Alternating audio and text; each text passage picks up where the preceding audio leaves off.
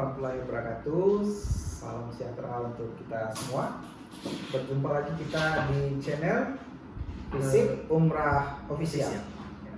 Hari ini kita akan ngobrol tentang apa, Pak Rey?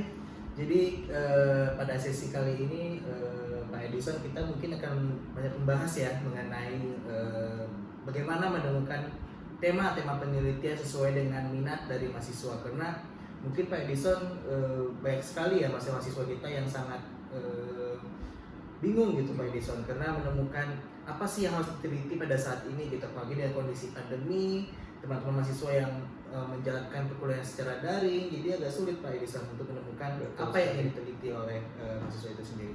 Setuju. Kebanyakan mereka kalau sudah selesai teori stagnan dulu tuh, ya kan? Bingung mau teliti apa gitu kan. Terlebih sekarang ruang gerak sangat terbatas. Gitu ya. Tapi bagaimanapun kewajiban skripsi tidak bisa dihindari dong, ya kan? Harus selesai dan juga tetap harus punya target selesai tepat waktu, itu penting sekali bagi mahasiswa. Betul sekali. Dan pada sesi kali ini kita akan mengupas ya Pak Edison ya, bagaimana cara-cara dan mungkin tips-tips ya yang bisa teman-teman mahasiswa lakukan, bagaimana menemukan tema-tema dalam menentukan apa nih topik yang akan diteliti pada sesuai dengan keilmuan masing-masing mahasiswa sesuai dengan ya, benar sekali. Nah, kita mumpung nih sekarang topik bahasan kita terkait dengan penyelesaian studi ya, kita punya mata kuliah seminar usulan penelitian. Nah, ketika untuk sampai di titik seminar usulan penelitian ini kan memang sudah harus ready segala sesuatunya, kan gitu ya. Tidak hanya mampu menampilkan, mempresentasikan dengan baik apa yang sudah dirancang atau didesain sebagai sebuah desain penelitian, tentu awal mulanya sangat penting gitu ya, menemukan tema yang menarik sesuai dengan minat. Jadi jangan sampai pas di ujian skripsi atau ujian proposal pas ditanya kenapa Anda teliti ini, karena diarahkan oleh dosen pembimbing saya Pak, sebenarnya saya nggak awalnya mengajukan bukan ini gitu, itu bukan jawabannya tepat ya, nggak akan mahasiswa ya. Jadi awali menemukan topik yang memang teman-teman minati. Apa hal yang pertama yang penting untuk kita perhatikan ketika memilih masalah penelitian? Yang pertama tentu aspek menariknya. Betul sekali Pak Edison. Jangan mengulang-ulang terus ya Pak Rey. Harus ada isu-isu yang kekinian Pak Edison. Jadi mulailah meninggalkan isu-isu yang sangat jadul ya, mengenai hal-hal yang mungkin tidak menarik lagi buat dibahas pada kesempatan kali ini. Lagi-lagi penelitian tentang pelayanan KTP di Dukcapil gitu ya. Sudah basi ya Pak. Ya, betul. Nah, dari zaman jebot asik itu aja gitu. Nah, tentu penting menemukan topik yang menarik. Apa sekarang topik-topik yang lagi in sekarang Indonesia dalam konteks kajian kita nih? Administrasi publik. Nah, banyak isu-isu yang seksi saat ini. Orang sudah bicara tentang digital governance. Betul sekali Pak Edison. Dan juga isu-isu dengan adanya digital tadi Pak Edison, dengan dikaitkan juga dengan isu-isu pasca pandemi, itu tentunya menjadi sangat menarik untuk dibahas, dan juga tentu akan membuat penelitian ini menjadi penelitian yang memiliki kebaruan gitu. Jadi tidak sama dengan penelitian yang sebelumnya. Jadi kalau kita orang administrasi publik ketika dihadapkan pada kondisi pandemi, penelitiannya ya juga jangan sampai ke urusan vaksinasi, urusan yang berkaitan dengan melulu soal pengetatan prokes gitu yang mau diteliti. Misalnya ketika berhadapan dengan pandemi, ada sisi menarik yang bisa kita lihat di sisi pelayanan, bahwa pelayanan publik nggak boleh berhenti dong. Betul sekali. Ya, maka harusnya kita bisa melirik isu-isu yang seksi dari sisi bahwa pelayanan publik kemudian ini punya PR untuk melakukan akselerasi digital. Tidak ada pilihan, kontak fisik dibatasi, maka kemudian harus mulai bergeser kepada bagaimana bentuk inovasi-inovasi yang dilakukan oleh institusi-institusi publik dalam mendelivery layanan kepada publik di masa pandemi. Nah, sehingga itu bisa menjadi amatan menarik. Benar nggak Pak? Ya, betul sekali Pak Edison. Jadi dulu ya yang kita ketahui bahwa banyak penelitian itu baiknya lebih mengevaluasi bagaimana implementasinya, tapi sangat sedikit kali yang membahas mengenai bagaimana model-model baru ya Pak Edison ya. dengan adanya digitalisasi, dengan adanya isu-isu lingkungan, SDGs, dan itu yang penting, yang sangat perlu dilakukan oleh mahasiswa untuk memberikan sumbangsi pikiran Pak Edison. Jadi mahasiswa ini tidak hanya mengkritik tapi memberikan saran, masukan, dan mungkin ilmu-ilmu baru ya bagi kehidupan bermasyarakat. Jadi kita perlu berkontribusi ya untuk ikut mengembangkan perspektif keilmuan kita ke cakupan-cakupan yang lebih up to date lah gitu ya. Jadi mari kita ucapkan selamat tinggal ya untuk topik-topik tentang lagi-lagi Dukcapil gitu ya, lagi-lagi pelayanan kecamatan gitu ya.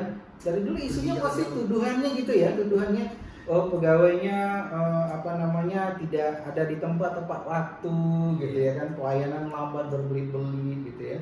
Jadi sudah menjemukan sekali bahasan-bahasan seperti itu. Tapi gimana sih Pak Edison menemukan isu-isu yang seksi itu Pak Edison? Karena Ya, mungkin menjadi pertanyaan juga, ada keinginan untuk mendapatkan isu-isu menarik, tapi gimana nih caranya gitu? Betul.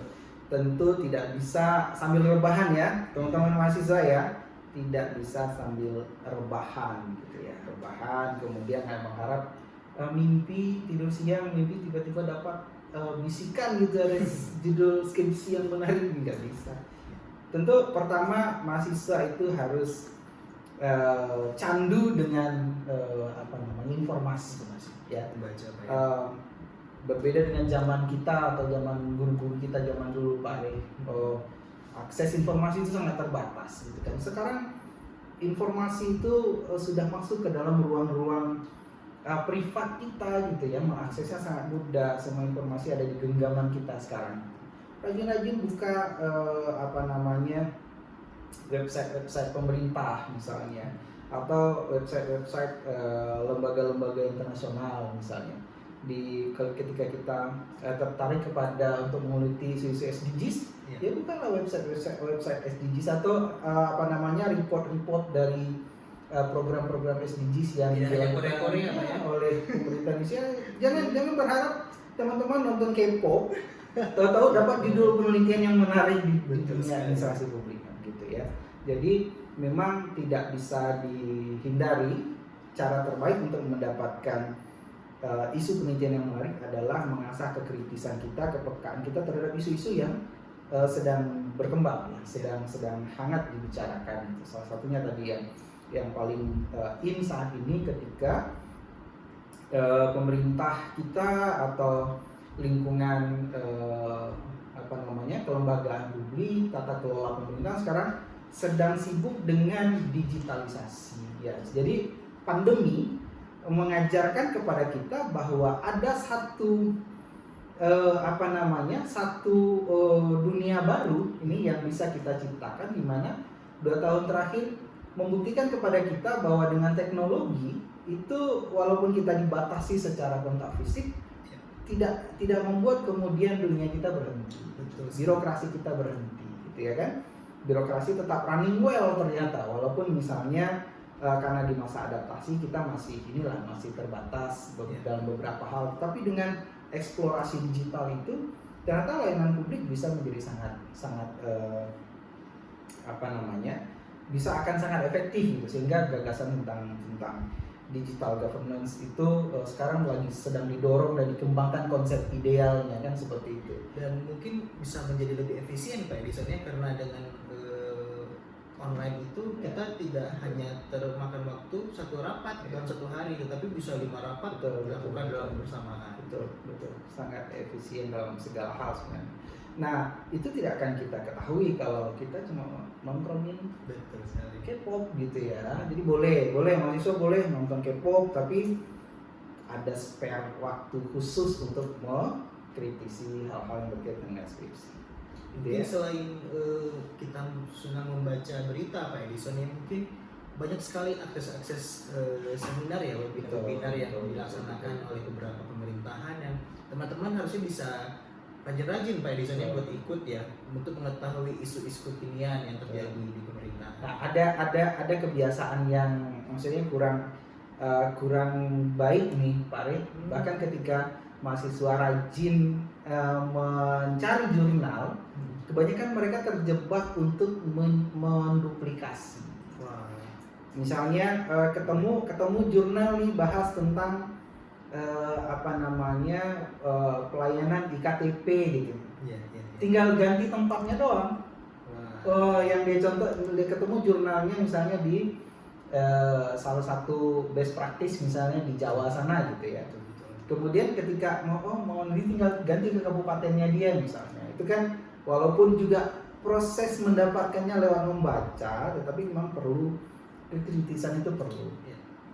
Bahwa membawa kajian-kajian yang akan kita angkat itu kepada sesuatu yang isunya hangat, sehingga pembimbing pun jadi semangat loh Pak Re. Betul sekali. Ketika kita menghadapkan isu yang istilahnya ini up to date ini, jadi pembimbing bersemangat juga untuk melayani bimbingan gitu, ketika lagi-lagi dukcapil gitu, lagi-lagi meneliti pelayanan PLN. Jadi kita juga sebagai dosen lebih semangat gitu dosennya membimbing mahasiswa ya. Jadi ketika diminta diajak diskusi itu kita nggak berasa tuh waktunya tuh ngobrol aja, karena kita seperti ketemu. Kalau dosen pasti harusnya dia lebih sensitif dong ya, dengan isu-isu yang baru gitu. Nah, ketika diajak bicara tentang isu-isu baru, tentu kita pasti semangatnya lebih keluar gitu, di klop lah gitu. Kalau misalnya dihadapkan bejibun bimbingan ini udah bikin stres, ya kan?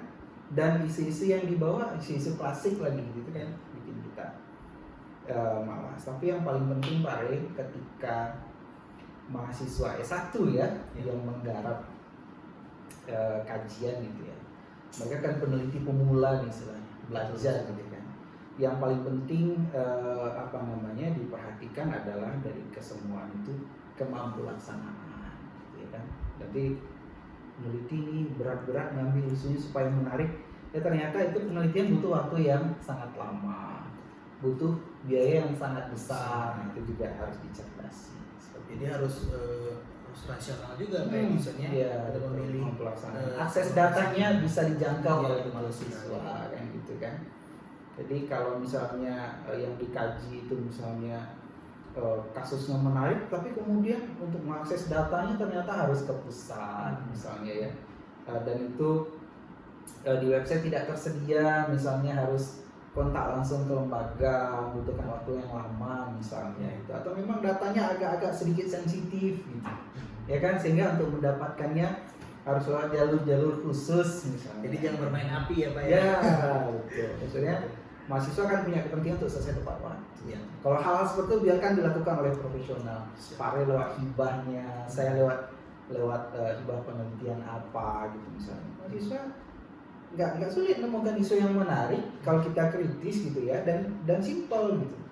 Saya ingat teman saya waktu S2, dia cuma meneliti di satu komplek kawasan pemukiman gitu.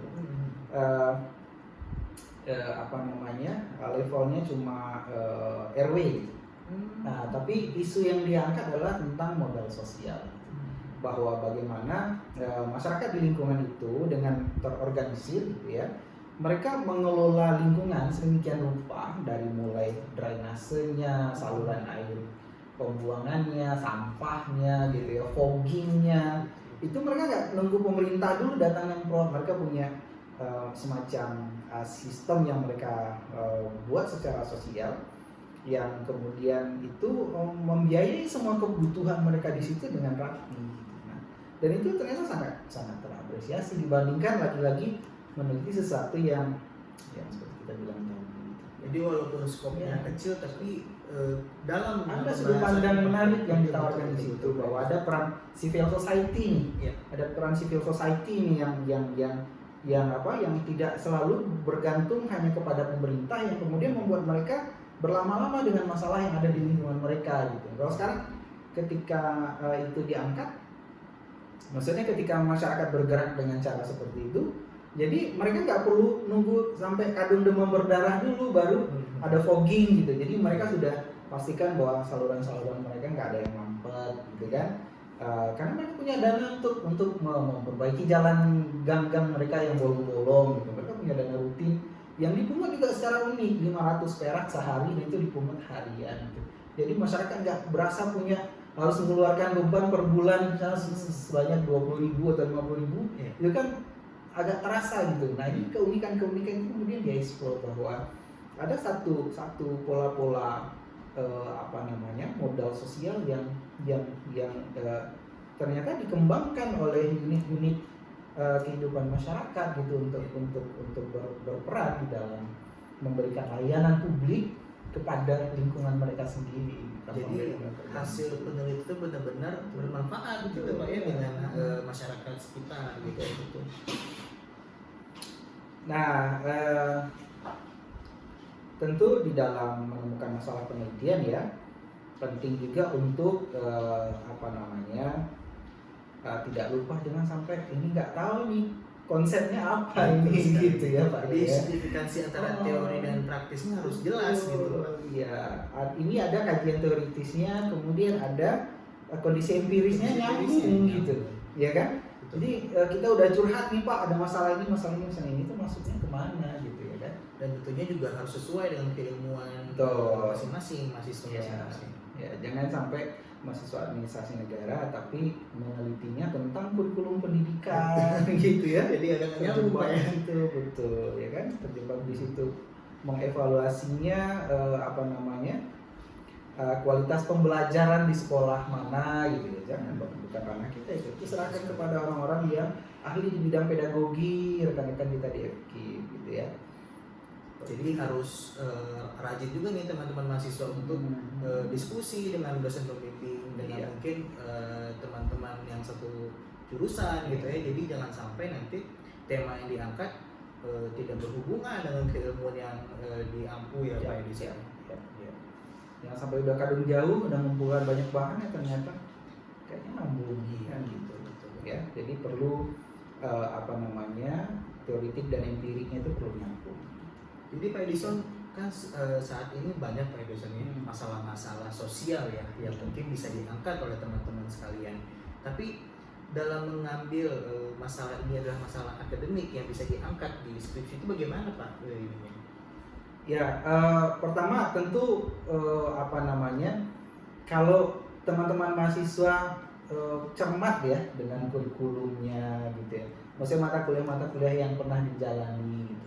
Kita misalnya di administrasi publik itu kita punya banyak mata kuliah yang menarik ya yang kita sekali.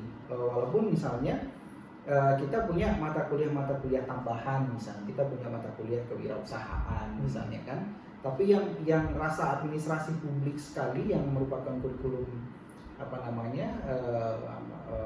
istilahnya kompetensi utama kita kan ada banyak sekali yang menarik gitu ya. Misalnya kita punya birokrasi dan governansi gitu ya,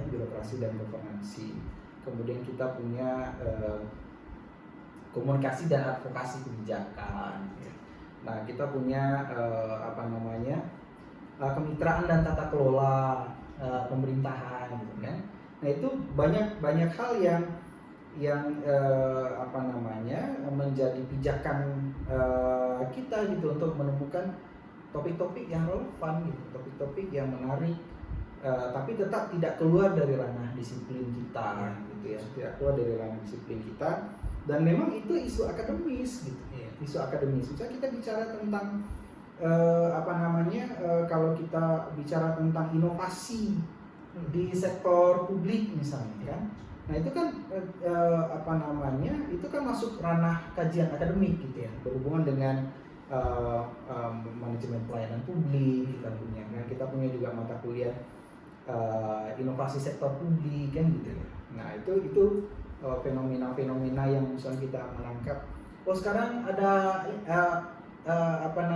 layanan paspor online gitu ya. Ya, pembuatan paspor secara online. Kemudian ada kita lihat di BPJS Ketenagakerjaan sekarang juga punya layanan juga layanan online lapak asik katanya gitu ya. Lapak asik. Kemudian ada Dukcapil juga kadang-kadang punya inovasi gitu. Kalau meneliti Dukcapil jangan teliti soal pelayanan KTP-nya yang selalu dikait-kaitkan dengan lambat atau segala macam gitu. Iya. Explore dong, misalnya mereka punya layanan-layanan yang berbasis digital juga sekarang gitu, berbasis online juga dan lain-lain gitu kan. Itu kan sebenarnya kondisi-kondisi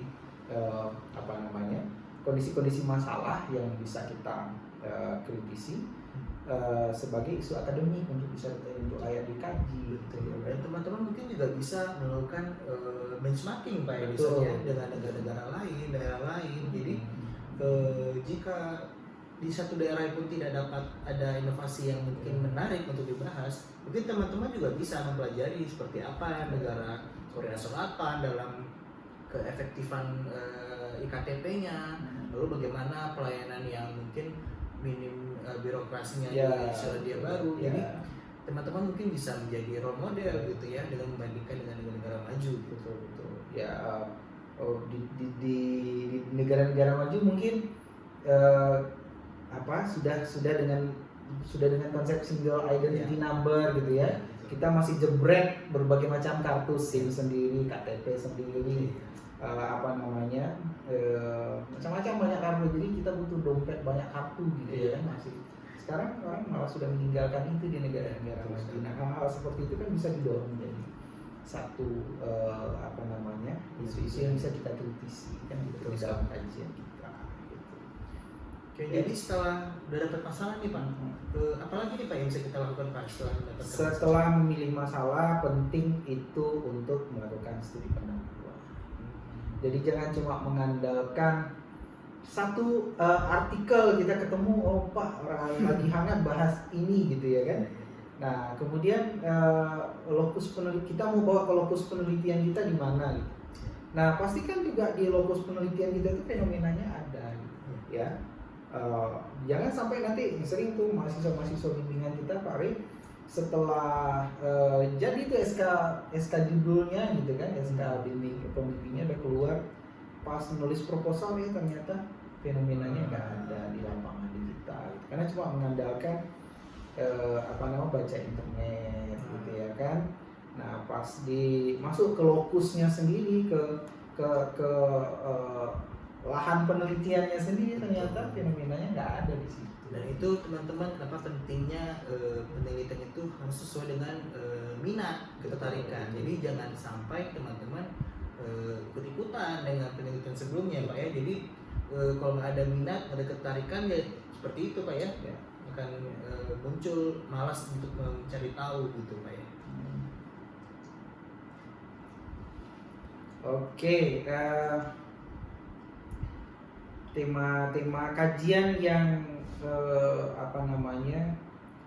saat ini Pak Re, yang kira-kira seksi ya untuk diangkat. Tadi kan kita sudah contohkan satu, misalnya di bidang birokrasi dan governancy atau digital governance gitu ya, governancy digitalnya gitu ya, atau inovasinya kita udah contoh-contohkan tadi. Nah kira-kira dalam administrasi publik nih apa sih yang topik-topik yang bidang-bidang untuk ya kita bisa menemukan topik-topik yang menarik.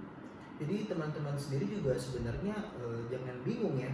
Dan itu kadang-kadang kita bingung Pak ya, kenapa mahasiswa itu bingung mencari topik, padahal kita bingung kenapa mereka bingung. Iya. Kita bingung kenapa kalian bingung.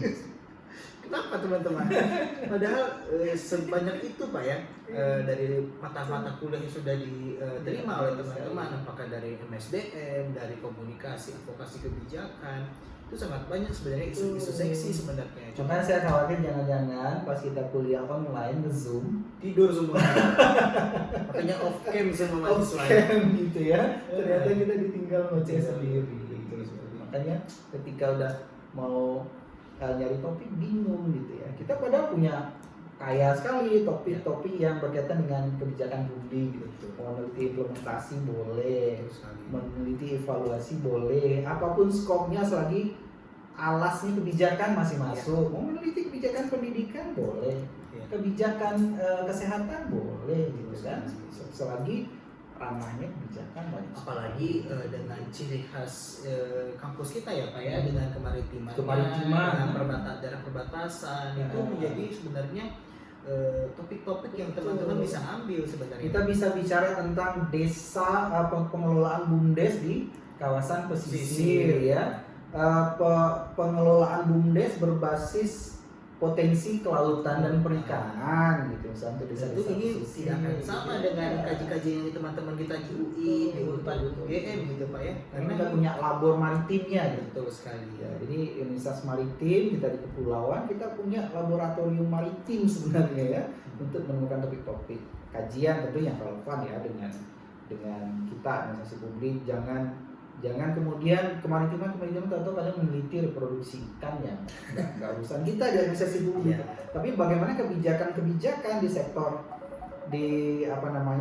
kebijakan pemerintah di sektor perikanan itu ya menunjukkan optimalisasi potensi ya. Nah, itu bisa dieksplor. Mungkin kayaknya tidak sulit ya harusnya ya kalau misalnya memang teman-teman getol dan rajin. Iya. Dan intinya adalah membaca ya Pak Ya, nggak ada obat lain untuk menyelesaikan skripsi selain rajin membaca. Dan kan untuk kompas internet pun harus betul. baca juga dan supaya kita nggak tahu kalau kalian kompas gitu. Dan mulai untuk menulis juga, jadi jangan kebanyakan membaca juga tapi tidak ditulis. Ya, betul.